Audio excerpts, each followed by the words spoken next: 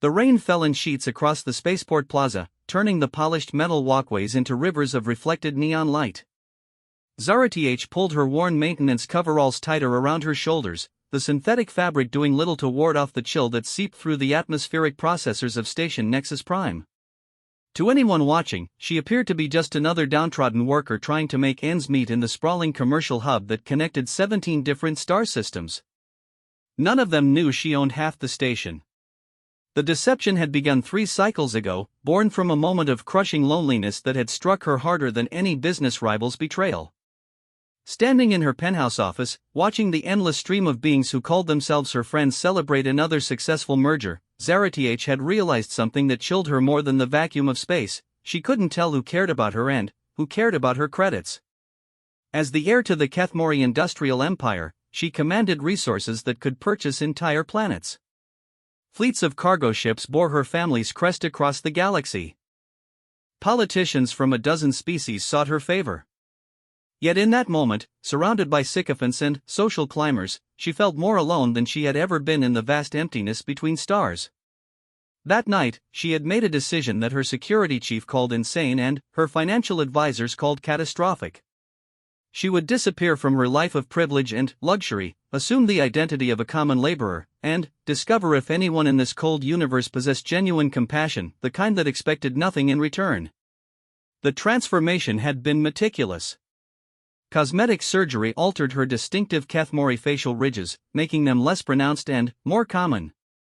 Neural inhibitors dampened her natural psionic abilities, the mental gifts that had helped her navigate treacherous business negotiations.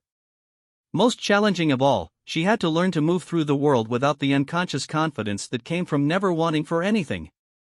Now, 3 months into her experiment, she worked the graveyard shift in the station's water reclamation facility, earning barely enough to afford a cramped quarters in Sector 7, the kind of place where the environmental systems worked when they felt like it and the food dispensers often produced something that might charitably be called edible. Her supervisor, a bitter Thoraxian named Clix, seemed to take particular pleasure in assigning her the worst duties. Tonight was no exception. Maintenance Tunnel 17 needs cleaning, Clix buzzed, his insectoid mandibles clicking with what passed for amusement among his species. The humans were doing construction work down there yesterday. You know how messy they are. Zara-TH nodded silently and gathered her cleaning supplies. In her previous life, she would have had dozens of engineering teams handling such work while she reviewed quarterly reports from the comfort of her climate-controlled office. Now, she shouldered a toolkit that weighed nearly as much as she did and descended into the bowels of the station. Maintenance Tunnel 17 was a narrow corridor lined with pipes and conduits that carried water, power, and data throughout this section of Nexus Prime. The air hung thick with humidity and the metallic scent of recycled atmosphere. Emergency lighting cast everything in harsh red shadows that made the cramped space feel even more claustrophobic. Halfway through her shift, as she scraped accumulated residue from a filtration intake, she heard voices echoing from deeper in the tunnel. The sound was unusual. This section was supposed to be empty during night cycles. Curiosity overrode caution, and she moved quietly toward the source. 2 figures stood near a major junction where several tunnels converged. One was a Valkyrie, his blue-scaled hide gleaming under the emergency lights. The other was a being she didn't recognize, tall, with gray skin and elongated limbs that suggested a high-gravity world origin. Both wore the expensive clothing that marked them as residents of the upper levels. "The human district is perfect," the Valkyrie was saying, his voice carrying the sibilant accent of his species. "Isolated from the main security grid, minimal surveillance, and the residents are too poor to cause trouble if a few disappear." The gray-skinned alien nodded. "My buyers are specifically interested in human specimens. Something about their neural patterns makes them ideal for the cognitive enhancement experiments.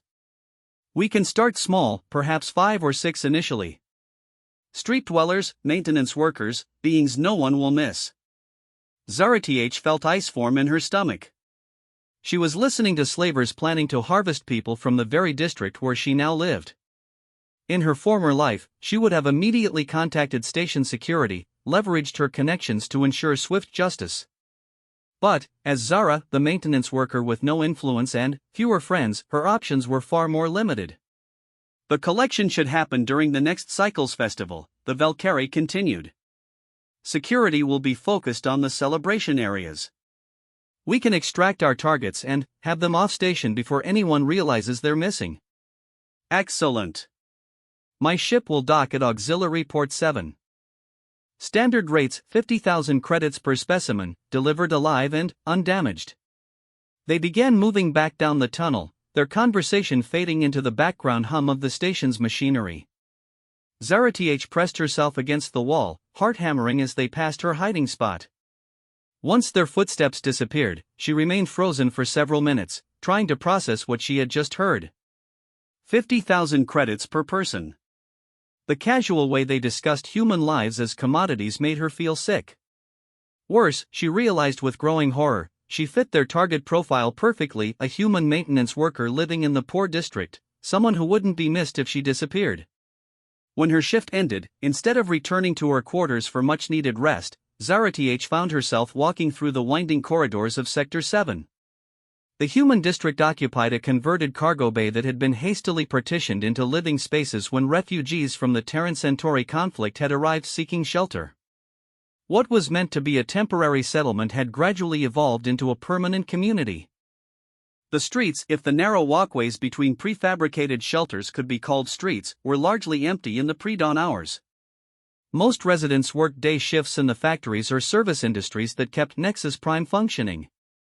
But, in a few windows, she could see the warm glow of lights, families beginning their daily routines. Children played in the small common areas despite the early hour, their laughter echoing off the metal walls. An elderly woman tended a small garden where earth plants grew under artificial sunlight, their green leaves a splash of color in the industrial gray surroundings. Near the district's main entrance, a group of men and women shared breakfast and conversation before heading to their various jobs. These people had built something resembling a community from nothing. They looked out for each other, shared resources when someone fell on hard times, celebrated together when good fortune came to one of their own. It wasn't wealth or power that bound them together, it was something far more valuable and infinitely more rare. And someone wanted to harvest them like crops. Zara-TH spent the day in her quarters, staring at the ceiling and wrestling with impossible choices. She could contact her security chief, but doing so would blow her cover and end the experiment before she found what she was looking for.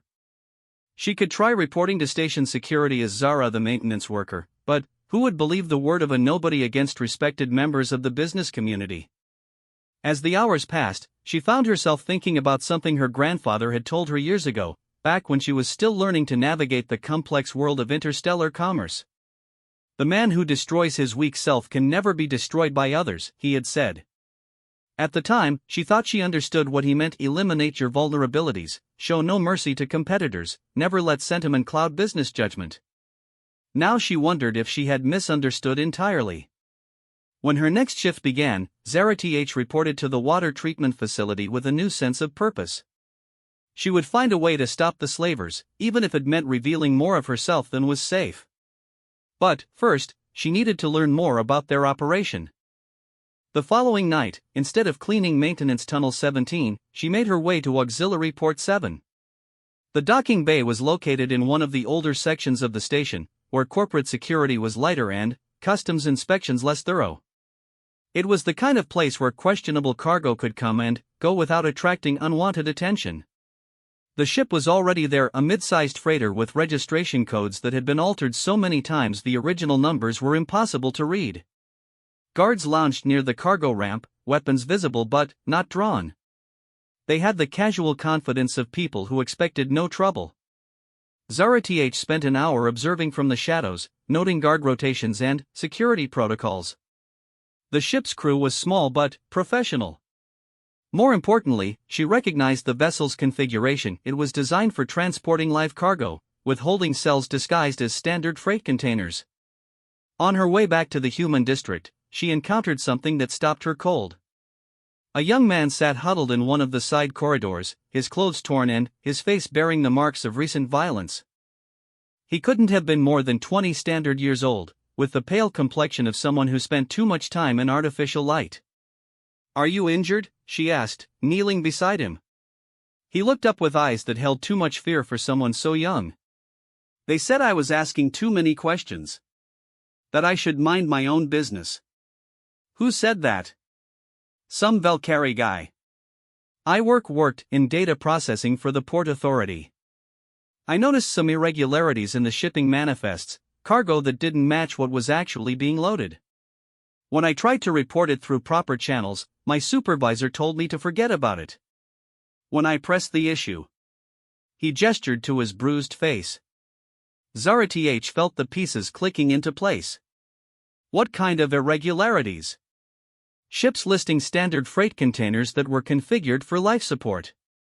Falsified destination codes. Payment transfers that didn't match the declared cargo values.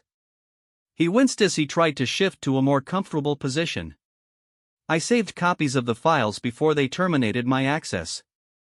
Fat lot of good it does me now. What's your name? Marcus Chan. Look, I don't know who you are, but you should stay away from me.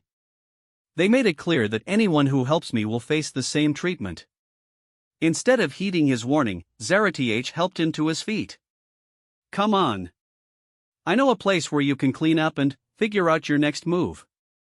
Marcus studied her with a mixture of gratitude and suspicion. Why would you help me?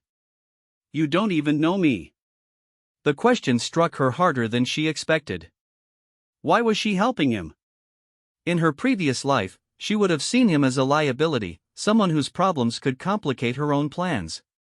She would have offered token sympathy and moved on, perhaps donating credits to a charity that dealt with such cases to ease her conscience.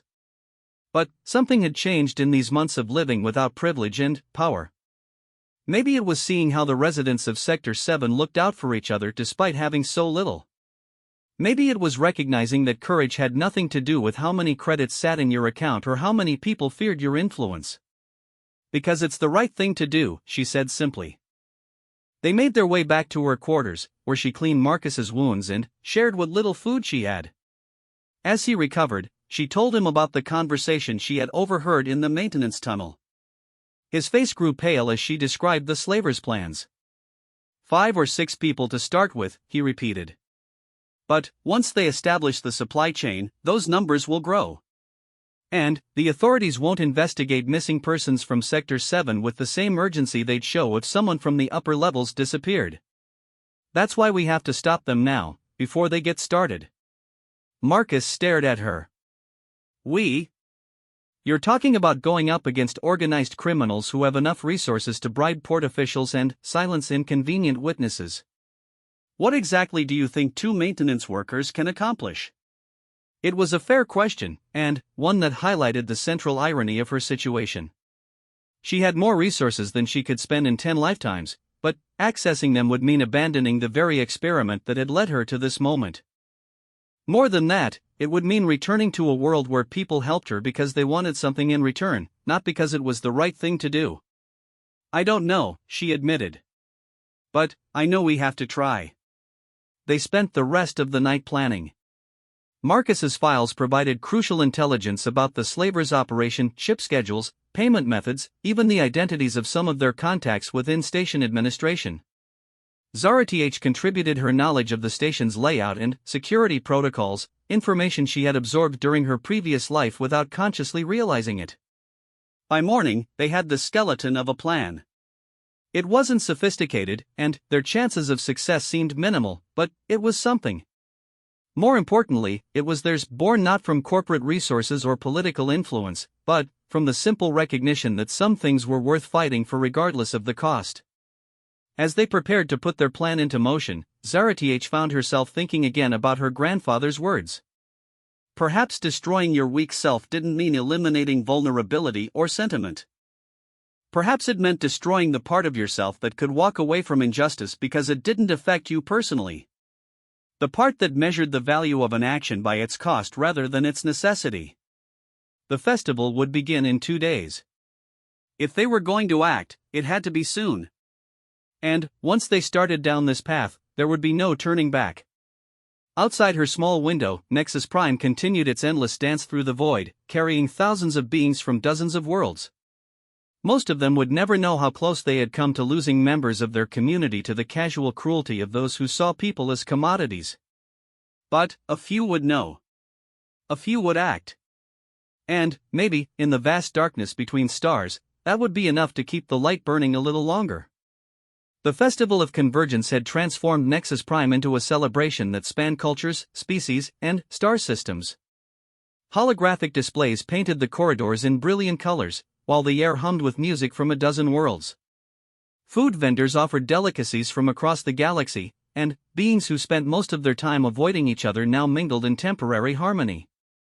In the Security Command Center, most of the station's guards were focused on managing the celebration. Crowd control, preventing pickpockets, ensuring the various species' dietary restrictions didn't lead to accidental poisoning, these were the concerns that occupied their attention. No one was watching the auxiliary docking bays where a certain modified freighter waited in the shadows. Zara-TH stood in the narrow corridor outside Marcus's temporary hiding place, reviewing their plan one final time. It was bold to the point of being suicidal, relying heavily on timing, luck, and the assumption that the slavers wouldn't expect any resistance from the very community they planned to exploit. "You know this is insane," Marcus said, adjusting the stolen Port Authority uniform they had acquired through means better left unexplored. "If we're wrong about any detail, the timing, the guard rotations, the ship's defensive capabilities, we're not just risking failure. We're risking becoming their first victims." "I know." Zara-TH checked the modified maintenance scanner in her hands, its innocuous appearance hiding sophisticated recording equipment that Marcus had cobbled together from spare parts. "But, look at the alternative.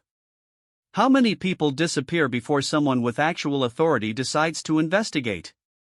Through the small window of Marcus's hiding place, they could see families in Sector 7 preparing for their own modest celebration. Children wore costumes made from recycled materials, while adults shared food and stories in the common areas. The warmth and joy on their faces made the threat hanging over them seem even more obscene. "There's something I haven't told you," Zara-TH said suddenly. "About why I'm doing this?" Marcus paused in his equipment check. "What do you mean?" She hesitated, weighing how much truth she could reveal without destroying everything she had worked for. "I used to have resources. Influence. The kind of connections that could have solved this problem with a few strategic communications. I chose to give that up to learn something about the nature of compassion." "What kind of resources?" "The kind that would have made me very attractive to kidnappers," she said carefully.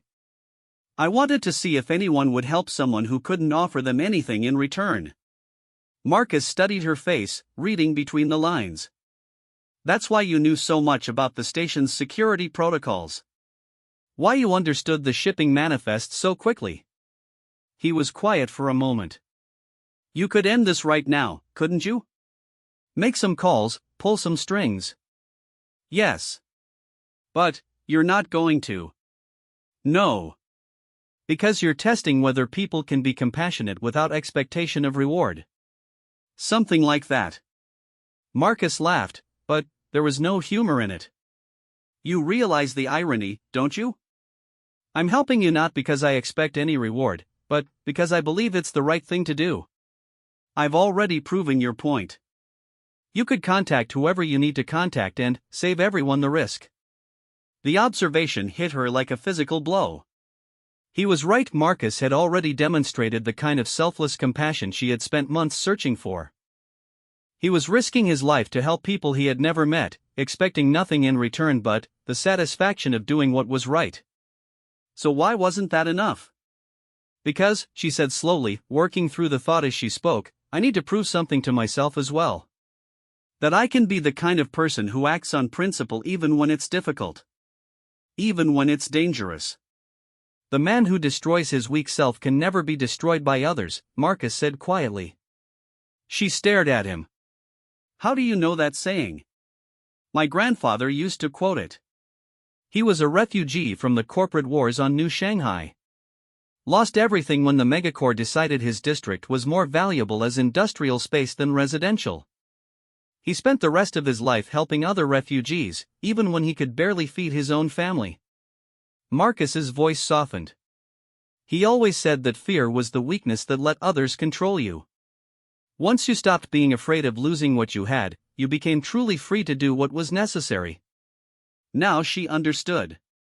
Her grandfather hadn't been talking about eliminating vulnerability, he had been talking about eliminating the fear that prevented action. The fear of loss, of consequences, of standing alone against overwhelming odds. It wasn't about becoming invulnerable, it was about acting despite vulnerability. Then, we do this, she said. We do this. The first phase of their plan unfolded during the height of the festival's opening ceremony. While security focused on the main plaza where species representatives delivered speeches about unity and cooperation, Zara-TH made her way to the maintenance levels beneath Auxiliary Port 7. Her cleaning supplies provided perfect cover, and her months working the night shift had taught her to move through the station's service areas like a ghost. The ship's cargo bay was exactly as she had expected, modified freight containers that could house living beings, complete with basic life support and waste management systems. The sight of the cramped, prison-like spaces made her stomach churn. Each container was barely large enough for a single person to lie down, with no consideration for comfort or dignity. She planted the recording devices Marcus had prepared, tiny sensors that would capture video and audio evidence of the slavers' operation. If they survived the night, the footage would provide irrefutable proof of what was happening.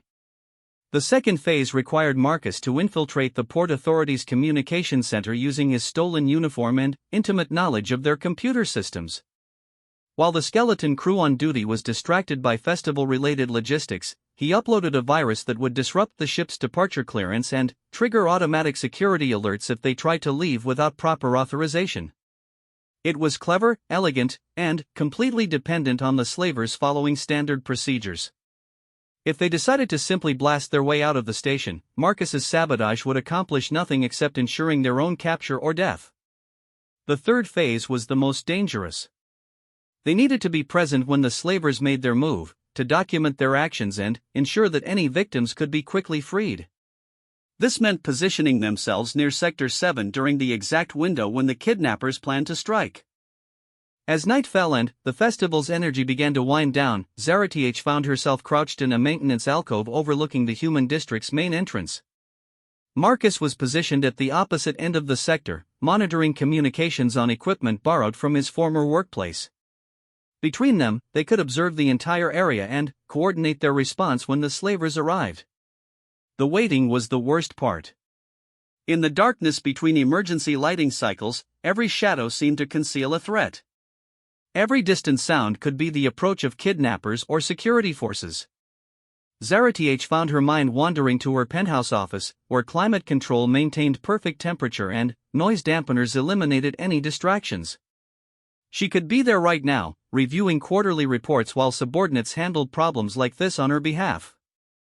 Instead, she was huddled in a maintenance tunnel, armed with recording equipment and determination, preparing to confront professional criminals who wouldn't hesitate to kill anyone who interfered with their operation. The attack came during the deepest part of the night cycle, when most of Sector 7's residents were asleep and even the festival celebrations had quieted to a murmur. Zara-TH heard them before she saw them, the soft hiss of stun weapons charging, the whispered commands in multiple languages, the careful footsteps of beings who had done this before. 6 figures in dark clothing moved through the district with practiced efficiency. They had obviously scouted their targets in advance. Each team knew exactly which quarters to enter, how to bypass the simple locks, how to incapacitate their victims without raising an alarm. The first target was an elderly man who lived alone near the district's edge.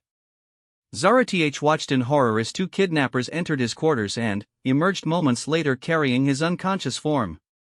They loaded him into a hover cart designed to look like standard maintenance equipment, then moved on to their next victim. She activated her recording equipment and began transmitting to Marcus, providing real-time updates on the kidnappers' positions and methods.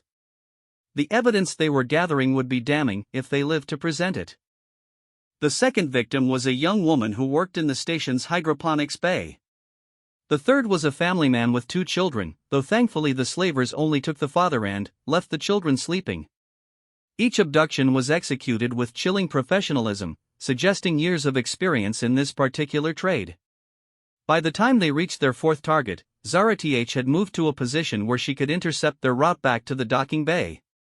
It was time for the most dangerous part of their plan, direct confrontation. She emerged from the shadows as the hover cart passed beneath her hiding place, dropping down to land directly in front of the lead kidnapper. The Valkyrie she had seen in the maintenance tunnel hissed in surprise and reached for his weapon, but she was already moving. Months of physical labor had strengthened her body in ways that corporate life never could. More importantly, the desperate edge that came from having nothing to lose made her faster and more ruthless than any opponent who still believed they were invulnerable. She struck the Valkyrie's weapon arm before he could draw, following with a knee to his solar plexus that dropped him to the ground gasping. His partner, a Thoraxian with cybernetic implants, was quicker to react. The insectoid alien's enhanced reflexes let him bring his stun weapon up before Zara-TH could reach him. She threw herself to the side as energy discharge lit up the corridor, rolling behind a support beam as the Thoraxian advanced. "Marcus, now," she shouted into her communication device. Throughout Sector 7, every emergency alarm began shrieking at maximum volume. Security lights blazed to life, turning night into harsh artificial day. The carefully orchestrated kidnapping operation suddenly found itself exposed and surrounded by awakening residents. More importantly, Marcus's virus had triggered a station-wide security alert. Port Authority guards were already moving toward Auxiliary Base 7, and the slaver ship found its departure clearance revoked and its docking clamps locked in place. The Thoraxian fired again, the energy blast scorching the wall inches from Zara-TH's head. But now other figures were emerging from quarters throughout the district, humans who had been awakened by the alarms and were trying to understand what was happening to their neighbors. "What are you doing to our people?" an elderly woman demanded, stepping into the corridor despite the obvious danger. "Get back inside," the Thoraxian buzzed, swinging his weapon toward the civilian.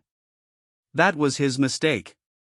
The moment he threatened an innocent bystander, Zara-TH felt something snap into focus, not fear or desperation, but cold, calculating rage. This was why her grandfather's words had always puzzled her. Strength didn't come from eliminating weakness, it came from finding something worth protecting that was stronger than your fear of loss. She came around the support beam like a force of nature, moving with the speed and precision that came from absolute commitment. The Thoraxian's enhanced reflexes were impressive, but they were calibrated for normal human responses. They couldn't compensate for someone who had stopped caring about their own safety. Her improvised weapon, a length of metal conduit she had grabbed from the maintenance supplies, caught the insectoid across his modified jaw assembly, shattering delicate electronics and dropping him beside his partner. Around them, the district erupted into chaos as residents realized their neighbors were being kidnapped.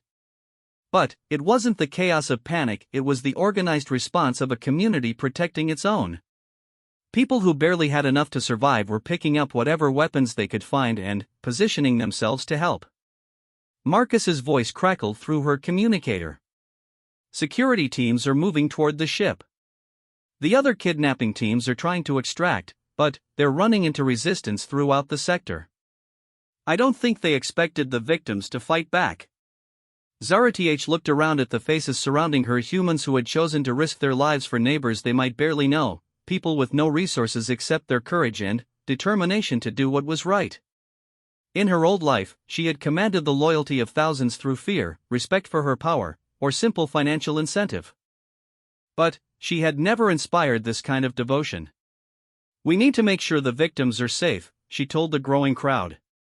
"Some of them were drugged. They'll need medical attention." "Already on it," said a man she recognized as a paramedic who worked in the station's medical bay. "We're setting up a triage area in the common space." "I've contacted my cousin in station security," added another resident.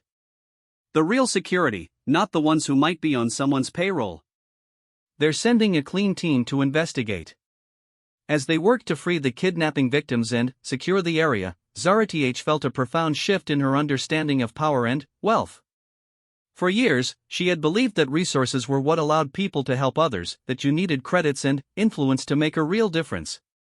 But watching these people organize an effective rescue operation using nothing but determination and community spirit, she realized she had been thinking about the equation backward. Resources could amplify compassion, but they couldn't create it. And sometimes, the most important battles had to be fought with nothing but courage and the willingness to act when action was needed. The security team that arrived an hour later found a crime scene that told a clear story. The recording devices provided irrefutable evidence of the attempted kidnapping. Marcus's computer files documented the broader conspiracy. And 6 would-be slaves were now in custody, their operation dismantled before it could claim a single victim. As dawn broke over Nexus Prime, Zara-TH found herself sitting in the district's common area, sharing coffee with people whose names she was finally beginning to learn. They treated her not as a hero, but as a neighbor who had done what anyone should do when their community was threatened. She had begun this experiment searching for evidence that compassion could exist without expectation of reward. Instead, she had discovered something far more valuable, the recognition that compassion was not something you received from others, but something you chose to give, and that in the giving, you became someone worthy of the very thing you sought. The test was over. But the real work was just beginning. 3 weeks after the attempted kidnapping, Zara-TH stood in her penthouse office for the first time in months, but the view from her floor-to-ceiling windows looked different now. The gleaming towers of Nexus Prime's corporate district still reached toward the stars, but she could see beyond them to Sector 7, where real people lived real lives with dignity earned through daily struggle. Her return to her former identity had been necessary but painful. The investigation into the slaver ring required her testimony as both witness and victim, and her legal team needed her full authority to pursue justice across multiple star systems. But every moment spent in meetings with lawyers and security officials felt like a betrayal of the life she had built as Zara. Marcus-chan sat across from her desk, no longer wearing the stolen maintenance coveralls but dressed in the simple business attire of a station security consultant. The promotion had come with her recommendation, though she had been careful to ensure his new position was earned by merit rather than favoritism. "The prosecutions are proceeding on schedule," he reported, scrolling through a data pad. "We've identified 14 separate operations across 7 systems, all connected to the ring we disrupted. Conservative estimates suggest we prevented the abduction of nearly 200 people. And the Valkyrie? Craigstar, I think his name was? Singing like a canary to reduce his sentence. Turns out slaving operations don't inspire much loyalty when the credits stop flowing." Marcus paused, studying her face. "You seem troubled. I thought you'd be pleased with the results." She walked to the window, looking down at the station's commercial plaza where beings from dozens of worlds conducted business beneath holographic advertisements and artificial suns. "I keep thinking about something you said that night. About how I had already found what I was looking for. In a way, you had. I helped you because it was the right thing to do, not because I expected any reward. That's the kind of compassion you were testing for. But it wasn't enough, was it? I needed to prove something to myself as well." She turned back to face him. "I've been thinking about that ever since. About what my grandfather really meant when he talked about destroying your weak self." Marcus set down his datapad. "And what conclusion have you reached?" "That I was testing the wrong thing. I spent months searching for evidence that others could act without expectation of reward, but the real question was whether I could do the same." She moved away from the window, settling into the chair beside him rather than behind the intimidating expanse of her desk. "Every business decision I've ever made, every charitable donation, every friendship I've cultivated, they were all calculated moves designed to benefit me in some way. That's not necessarily wrong. Most sentient beings act in their own self-interest. It's basic survival instinct. But it's also limited. When your primary motivation is self-preservation or advancement, you can only act within the boundaries of what serves those interests. You become predictable, exploitable. Weak." She paused, working through thoughts that had been forming for weeks. "But when you act based on principle rather than self-interest, you become something else entirely. Something that can't be bought or threatened or controlled. Something dangerous to people who depend on others being predictable." "Exactly." She leaned forward, energy building in her voice. "I've been thinking about this station, about how it operates. Nexus Prime exists because it facilitates trade between species and systems that might otherwise never interact. But that same position makes it vulnerable to people like the slavers, criminals who exploit the gaps between jurisdictions and legal systems. You're talking about more than just improving security. I'm talking about changing how business gets done. Creating systems where compassion and justice aren't luxuries you can afford only when they don't interfere with profit margins. She stood up, beginning to pace as ideas coalesced into plans. What if we used the resources of the Kethmori Empire not just to generate wealth, but to actively make exploitation more difficult and cooperation more profitable? Marcus watched her move around the office, recognizing the focused energy of someone who had found their true purpose. That would mean accepting lower profit margins. Your shareholders and partners might object. Then, we find new partners. People who understand that sustainable prosperity requires more than just extracting maximum value from every transaction. She stopped pacing, facing him directly.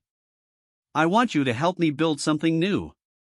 Not another corporate empire designed to accumulate power, but a business model that proves compassion and profitability aren't mutually exclusive. You're talking about a fundamental reorganization of one of the galaxy's largest commercial enterprises. The resistance will be enormous. Probably. But that's exactly why it needs to be done. She moved to a wall display that showed the current structure of her business empire: shipping routes, manufacturing facilities, trade agreements spanning dozens of worlds. Look at this network. We touch nearly every major commercial hub in known space. If we can demonstrate that ethical business practices actually generate better long-term results than exploitation, others will follow. And if we fail? Then, we fail attempting something worthwhile instead of succeeding at something meaningless. She touched a control, and the display shifted to show population centers rather than commercial assets. These are where people live, Marcus. Billions of beings trying to build decent lives for themselves and their families. They shouldn't have to worry about being treated as commodities by people with more resources than conscience. Marcus studied the display for several minutes, watching data streams flow between star systems like rivers of light. It would require unprecedented cooperation between regulatory agencies, law enforcement, and commercial interests, most of whom have spent centuries learning to exploit the current system's weaknesses. Which brings us back to my grandfather's wisdom. The people and organizations currently profiting from exploitation can only maintain their position as long as we're afraid to challenge them. The moment we stop caring more about our own losses than about others' suffering, their power becomes irrelevant. The man who destroys his weak self can never be destroyed by others. Exactly. She returned to her chair, but this time she sat on the edge, leaning forward with the intensity of someone who had found their calling. I've spent my entire adult life accumulating resources I thought would make me powerful. But real power, the kind that can't be taken away, comes from being willing to risk everything for something bigger than yourself. They spent the next several hours mapping out preliminary plans for what they began calling the Nexus Protocol, a set of business standards and practices designed to make ethical behavior profitable and exploitation economically unsustainable. It would require massive changes in how interstellar commerce operated, but the framework they sketched out showed promising possibilities. As the station's day cycle reached its peak, Marcus prepared to leave for a meeting with security personnel from other commercial hubs. The slaver investigation had revealed networks of corruption that extended far beyond Nexus Prime, and coordination between honest officials was becoming crucial. There's something I should tell you before this goes any further, he said, pausing at the office door. About why I was really so eager to help that night. Zara Th looked up from the proposal she was drafting. What do you mean? My sister. She disappeared 2 years ago while working a cargo ship route through the Outer Rim. Never made it to her destination, no distress signal, no wreckage found.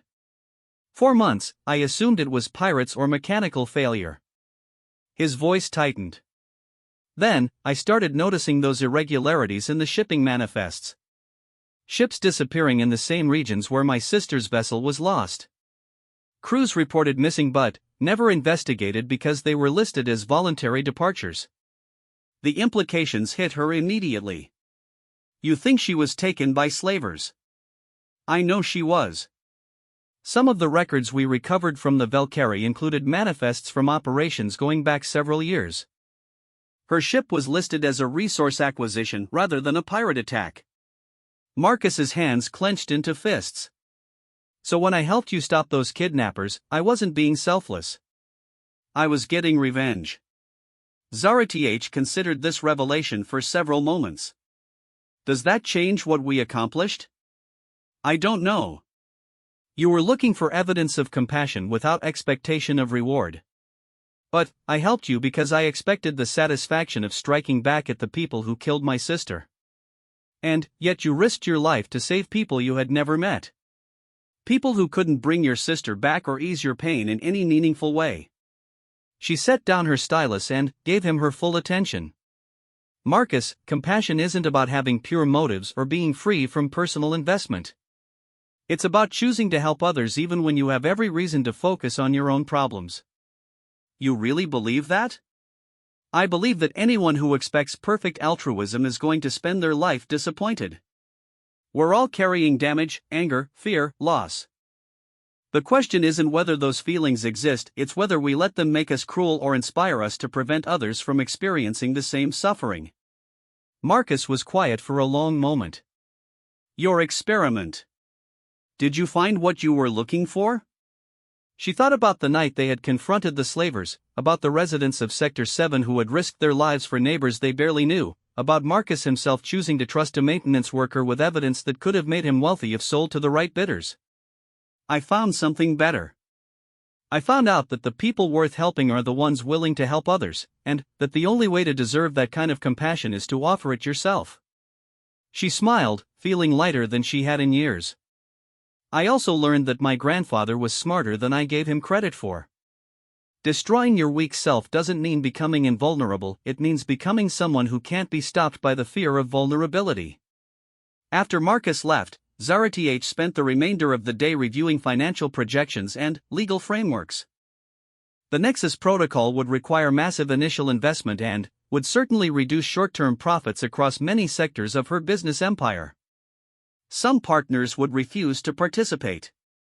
Others would actively oppose the changes. But, as the station's night cycle began and the lights of Sector 7 became visible through her office window, she felt something she hadn't experienced in years, excitement about the future rather than mere satisfaction with the present. Her communicator chimed with an incoming message from her chief financial officer, a Centaurian whose analytical abilities had helped build much of her current wealth. The text was brief but predictable. Preliminary analysis of protocol implementation shows 23% reduction in 5-year profit projections. Recommend limiting scope to pilot program on secondary trade routes. She dictated her response without hesitation. Proceed with full implementation across all holdings. If profit reduction exceeds projections, adjust operational budgets accordingly. The protocol is non-negotiable. As she prepared to leave the office, one final message arrived, this one from an unexpected source. The sender was listed simply as Sector 7 Community Council, an organization she hadn't known existed until that moment. Zara, we heard you got your old job back. Wanted you to know that whatever your real name is and whatever you do up in those fancy towers, you're always welcome down here. We take care of our own, and you're one of us now. The work you and Marcus did saved our community, but, more than that, you showed us what we're capable of when we work together. That's a gift we won't forget. Your neighbors. She read the message 3 times before fully absorbing its impact. These people knew she had deceived them about her identity, understood that she possessed resources that could have prevented the danger to their community, yet they still claimed her as one of their own. Not because of what she could give them, but because of who she had chosen to be when it mattered. The man who destroys his weak self can never be destroyed by others. Finally, she understood. Her weak self hadn't been her vulnerability or her capacity for emotion or even her fear of loss. It had been the part of her that measured worth by accumulation rather than action, that believed security came from building walls rather than bridges, that thought power meant controlling others rather than empowering them. That version of herself had died in a maintenance tunnel, confronting criminals who saw people as cargo. What had emerged in its place was someone who understood that true strength came not from what you could take, but from what you were willing to give, and that the only wealth worth having was the kind that made others wealthier as well. As she left her office and made her way toward the transport that would take her back to her modest quarters in Sector 7, Zara reflected on the irony of her situation. She was returning to the life she had lived during her experiment, but not as a disguise or test. This time, it was simply where she belonged. The Nexus protocol would take years to implement fully, and there would be setbacks, resistance, and moments when the temptation to return to simpler profit-driven models would be overwhelming. But she was no longer the person who could be stopped by fear of difficulty or opposition. She had found her community. More importantly, she had found herself, not the weak self that accumulated power to avoid vulnerability, but the strong self that accepted vulnerability as the price of meaningful connection. In the depths of space, Nexus Prime continued its eternal orbit, carrying thousands of beings toward futures they could barely imagine. Among them was a maintenance worker named Zara who happened to own half the station, walking through corridors she had helped keep safe, returning to neighbors who had accepted her not for what she possessed, but for who she had chosen to become. The test was complete. The real work, building a galaxy where compassion was not a luxury but a foundation, was just beginning.